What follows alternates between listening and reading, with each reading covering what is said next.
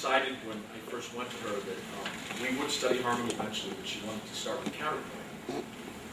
And so counterpoint with her meant taking a single cantus and doing it 6 times. 3 versions with the cantus and the bass, and 3 with the soprano. And I often share with people that one of Boulanger's great gifts was how hard she inspired me to work. I don't think I ever worked harder in my life than that first summer. My lesson was on Monday, and while everyone else was going to Paris on the weekend, I was doing my counterpoint. But I remember, and Emile may remember this because we were there together, one day Nadia came into class and she made up an exercise. She said, let's make the bass be a whole tone scale, and on each degree, harmonize it with the minor 7th chord. Maybe Emile, you were the one she called on to do this. So you have the bass, and then on each degree, the minor 7th chord.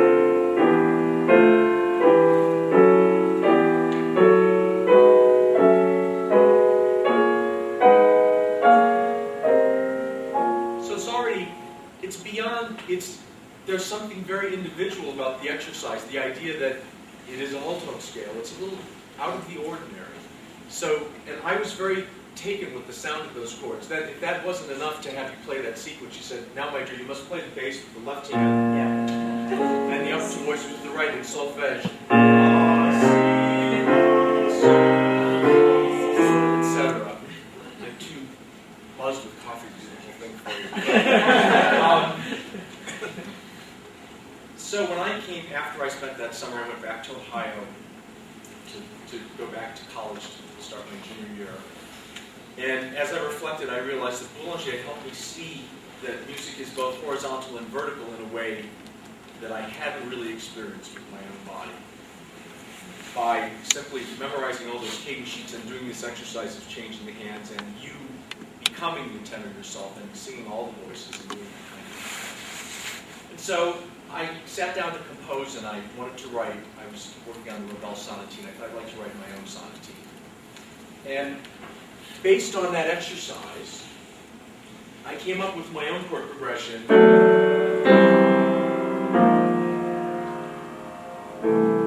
So taking a cue from Jay's Socratic method, which is how I teach too, and it's hard to teach this way because students often, you have to pull things out of them, and sometimes you are met with stony silence when you ask a question. But I ask you, how does my progression resemble hers? What's the same about it and what's different? Anyone who wants to say what they hear, what do you hear? How is it the same? Play them again. Oh, okay, let me play it again.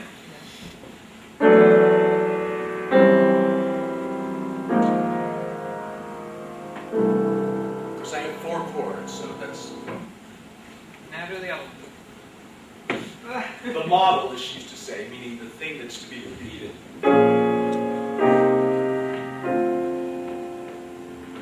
There are really 2 main things that this and this have in common.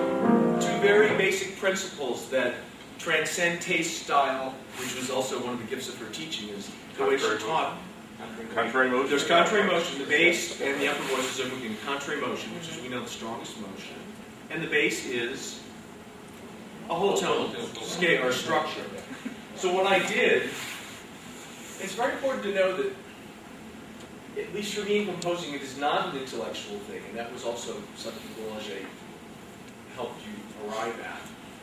Composing has become more and more for me as I've gotten older, like truly taking a dictation and listening to where the notes want to go. And this was also the great strength of her teaching.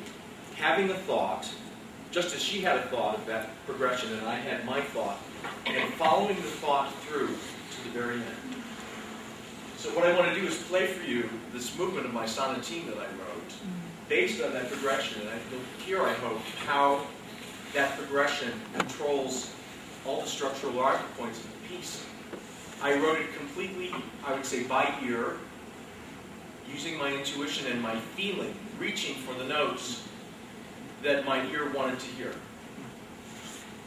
So I took the progression, and it occurred to me the alto voice could be animated and turned into a...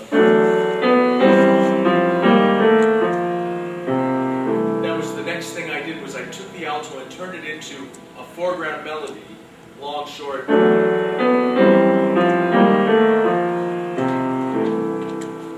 And I now had my rhythmic, the yeast, for the bread of the piece, and so the piece became this.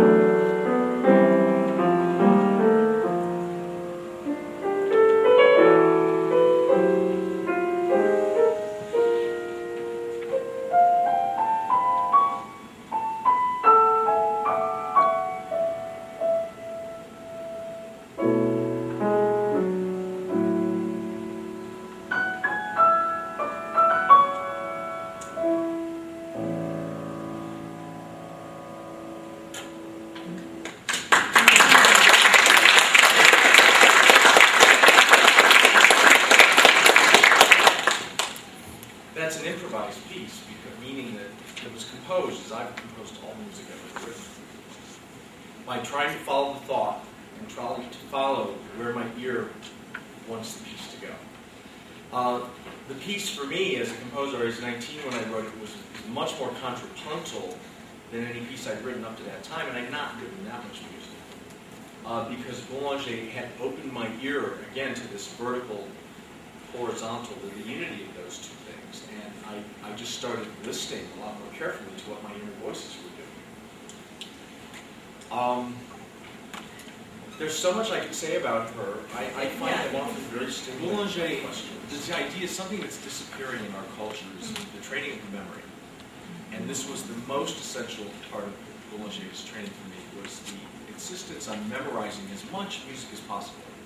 It's like putting water into a well. Composers want to write a piece of music that lasts 10 minutes. The first thing I'll ask them is, what can you play by heart that's 10 minutes long? Because in the act of memorizing, your body learns what you learn, and it's through the piano. You really can't do it, I don't think, in any other way. In Bach's day, it was the organ. By the time we get to Mozart, it's the keyboard. That the corroboration of harmony, melody, rhythm, phrase structure, and how those combine to make forms comes together for the pianist in a very deep way. And particularly the way Boulanger taught, where not only did you play, singing was of course terribly important, you were doing a lot of playing and singing, where you were not playing something and singing it, or reversing the hands. The way that organists, of course, routinely have to play things in different manuals, and so this opened up the independence.